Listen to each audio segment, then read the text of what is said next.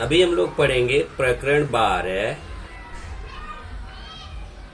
प्रकरण 12 एक चरांक वाले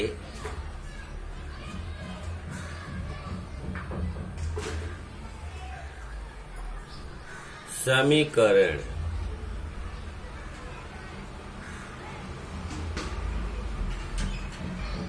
ये देखिए, ये आपका चैप्टर है प्रकरण 12 एक चरांक वाले समीकरण। इसके पहले हम लोगों ने प्रकरण 10 पढ़ा था। प्रकरण 11 अभी मैं नहीं पढ़ा रहा हूँ, उसको बाद में पढ़ाना है मुझे, क्योंकि उसमें ग्राफ लगेगा और अभी सबके पास ग्राफ अवेलेबल नहीं होगा, इसलिए उस चैप्टर को थोड़ा लेट कर रहे हैं।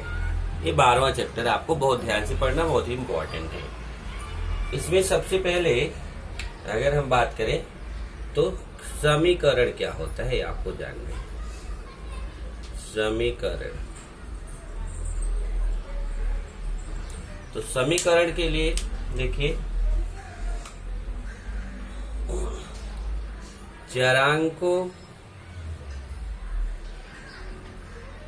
तथा अचरांकों। अब चरांक और अचरांक आपको मैंने पहले बताया। चरांक मतलब अक्षर, अचरांक मतलब संख्या के बीच ऐसा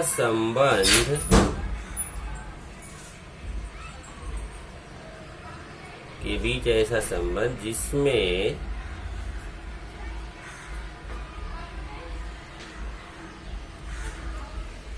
बराबर का चिन्ह भी हो। अब देखिए, तीन चीज तो कंपलसरी हो गई। चरांक मतलब अक्षर होना चाहिए, अचरांक मतलब संख्या होनी चाहिए, और ये बराबर का चिन्ह होना जरूरी है। तीन चीजें होना जरूरी है। चरांक मतलब अक्षर, अचरांक मतलब संख्या, और बराबर का चिन्ह भी हो। उसे समीकरण कहते हैं। अब जैसे देखिए, जैसे x + 5 = 3, ये समीकरण। अब यहाँ पे अगर आप देखेंगे तो आपको दिख रहा है चरांक कौन है, x चरांक है, अक्षर 5 और 3 ये दोनों क्या है, अचरांक है, और ये बराबर का चिन्ह है। तो यहाँ पे बराबर के पहले, ये जो बराबर के पहले वाला भाग रहता है, इसको बोला जाता है बायां पक्ष। बायां पक्ष। और ये बराबर के बाद वाला जो रहता है, इसको बोला जाता है दायां पक्ष। तो ध्यान रखिएगा, एक समीकरण है x + 5 = 3, क्योंकि ये चरांक मतलब अक्षर, अचरांक मतलब संख्याएं, और बराबर, ये तीन चीजों से मिलकर बना हुआ है, तो ये समीकरण है। इसमें बराबर के पहले जो रहता है, देखिए बाएं हाथ की तरफ, उसको बायां पक्ष बोलते हैं, और जो दाएं हाथ की तरफ होता है, बराबर के बाद रहता है, उसको दायां पक्ष बोलते हैं। इसी को अगर हम इंग्लिश की बात करें तो इसको बोलते हैं इंग्लिश में, बायां पक्ष को लेफ्ट हैंड साइड। देखो शॉर्ट में लेफ्ट हैंड साइड, LHS, और दायां पक्ष को बोलते हैं राइट हैंड साइड, क्योंकि लेफ्ट हैंड मतलब होता है बायां हाथ, और राइट हैंड होता है मतलब दायां हाथ। तो ऐसे बायां हाथ की तरफ जो रहता है उसको लेफ्ट हैंड साइड बोलते हैं, और दायां हाथ की तरफ जो रहता है उसको राइट हैंड साइड बोलते हैं। इस तरीके से समीकरण का रूप होता है। अब हेडिंग है समीकरण का हल। समीकरण का हल। इसमें जरा मैं पॉइंट वाइज जाऊंगा। पहले तो समीकरण का हल होता क्या है, इसमें जरा देखिए। समीकरण, कोई भी समीकरण हो, समीकरण में दिए गए चरांक, दिए गए चरांक के लिए, दिए गए चरांक के लिए जो मान, दिए गए चरांक के लिए जो मान रखने पर, जो मान रखने पर समीकरण के दोनों पक्ष समान होते हैं, समीकरण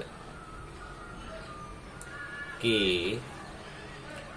दोनों पक्ष समान होते हैं,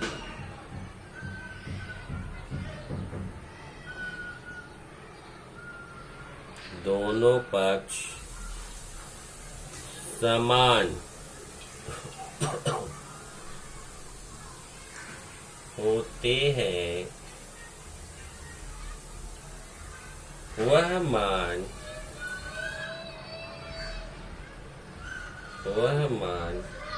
समीकरण का हल होता है, समीकरण का हल होता है।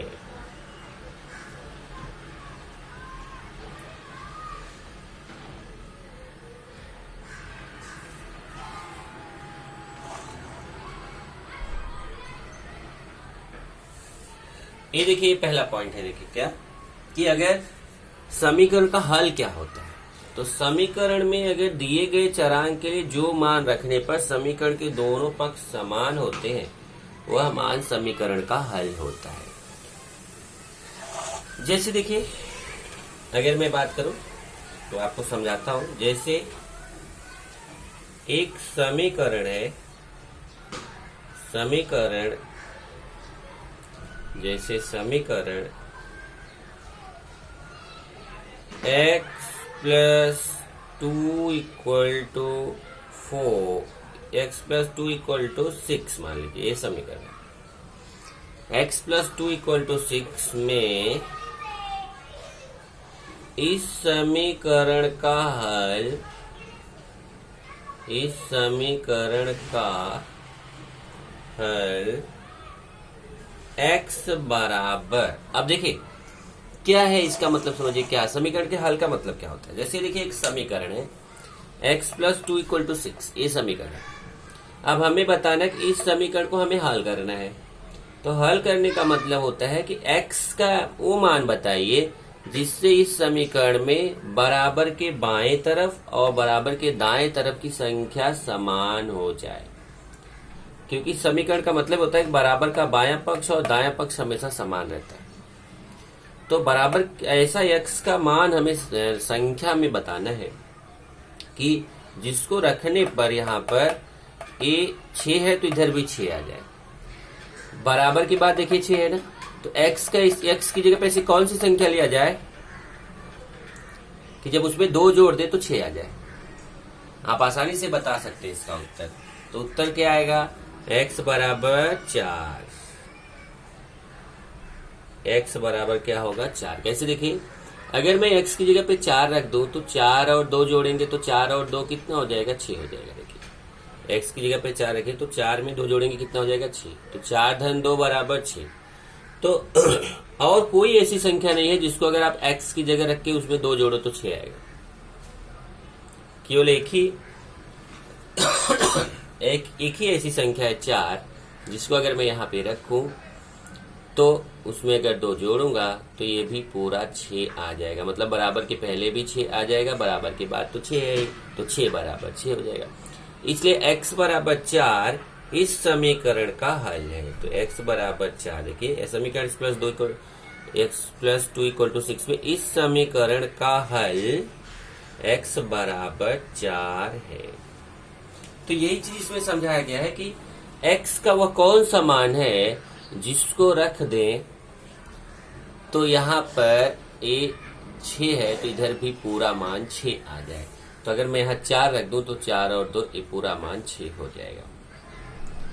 अब ये तो हो गया कि डायरेक्ट सोच के निकालना, लेकिन ध्यान रखिए हमें सोच कर नहीं निकालना है, बल्कि हमें उसको कैलकुलेट करके निकालना है कि ऐसा कौन सा, कैसे हम x का मान यहाँ निकाल सकते हैं। इसको हम समीकरण का हल बोलते हैं। तो इसीलिए इसमें दूसरा पॉइंट आता है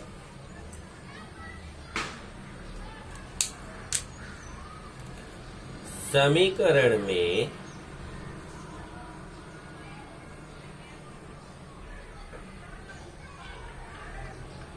एक पक्ष से दूसरे पक्ष, एक पक्ष मतलब बायां या दायां में से कोई, समीकरण में एक पक्ष से दूसरे पक्ष में ले जाने पर समीकरण में अगर एक पक्ष से दूसरे पक्ष में ले जाते हैं, ले जाने पर जो प्लस रहता है ना, प्लस यह माइनस में, ध्यान रखिए प्लस किस में, माइनस में, कॉमा माइनस यह प्लस में, माइनस जो रहेगा वो प्लस में बदल जाएगा, कॉमा गुणा जो है यह भाग में, गुणा किस में बदलेगा, भाग में, तथा भाग जो है वह गुणा में। समीकरण में एक पक्ष से दूसरे पक्ष में ले जाने पर प्लस या माइनस में बदल जाएगा, माइनस प्लस में बदल जाएगा, गुणा भाग में बदल जाएगा, और भाग गुणा में, गुणा का चिन्ह है, गुणा में परिवर्तित हो जाता है। परिवर्तित होना मतलब बदलना, परिवर्तित हो जाता है। ये समीकरण का एक नियम है कि समीकरण में अगर एक पक्ष से दूसरे पक्ष में कोई जाएगा तो प्लस रहेगा तो वह माइनस में बदल जाएगा, माइनस रहेगा तो वह प्लस में बदल जाएगा। देख लीजिए, प्लस है तो माइनस में, माइनस है तो प्लस में, गुणा है तो भाग में, भाग है तो गुणा में, परिवर्तित हो जाता है। एक पक्ष से दूसरे पक्ष का मतलब क्या हुआ कि देखिए बराबर किधर बायां पक्ष है, बराबर किधर दाएं पक्ष है, तो बाएं से दायां या दाएं से बाएं जाएगा। ये परिवर्तन कंपलसरी है। तीसरा पॉइंट क्या है, बस तीसरा पॉइंट तो समीकरण का। अब एक चीज और लिख लेते हैं कि एक चरांक वाला समीकरण क्या होता है। एक चरांक वाला समीकरण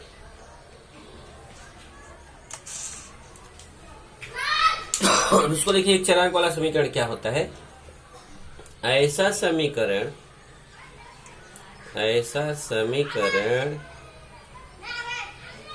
जिसमें केवल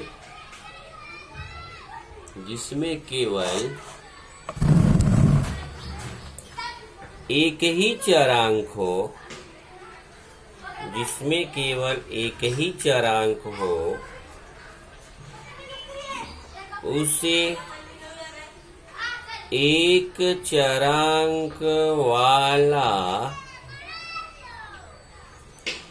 समीकरण कहते हैं। एक चरांक वाला समीकरण कहते हैं। अब ध्यान रखना है, क्या बोल रहा है कि ऐसा समीकरण जिसमें केवल एक ही चरांक हो उसे एक चरांक वाला समीकरण कहते हैं। कितना चरांक होगा उसमें, केवल एक ही चरांक, वह एक चरांक वाला समीकरण। जैसे उदाहरण ले लेते हैं, जैसे x + 5 = 2x - 3। अब देखिए एक समीकरण है इसमें अगर आप देखो तो आपको यहाँ पे भी एक चरांक x दिख रहा है, यहाँ पे भी एक चरांक x दिख रहा है, तो आपको लगेगा यहाँ दो चरांक है, एक दो चरांक मतलब अक्षर, लेकिन एक ही चरांक बोला जाएगा, एक ही चरांक वाला समीकरण। क्यों? क्योंकि ये दोनों एक ही टाइप का अक्षर x है। अगर मान लो एक जगह x होता है, एक जगह y होता है, ऐसा दो अक्षर होता है, या यहाँ a होता है, यहाँ b होता है, दो टाइप का अक्षर होता है, तो वो दो चरांक वाला समीकरण होता है। लेकिन यहाँ पे एक ही अक्षर है x, वो चाहे जितनी बार आया हो तो उसको बोलेंगे एक चरांक वाला समीकरण। तो अगला जो मैं वीडियो आपको भेजूंगा उसमें आपको सिखाऊंगा कि कैसे हम एक चरांक वाले समीकरण को हल कर सकते हैं। उसमें ये चीज याद रखना कि एक पक्ष में दूसरे पक्ष में ले जाने पर प्लस या माइनस में, माइनस या प्लस में, गुणा या भाग में, और भाग या गुणा में परिवर्तित हो जाता है। तो कैसे होगा ये मैं अगले वीडियो में आपको बताता हूँ।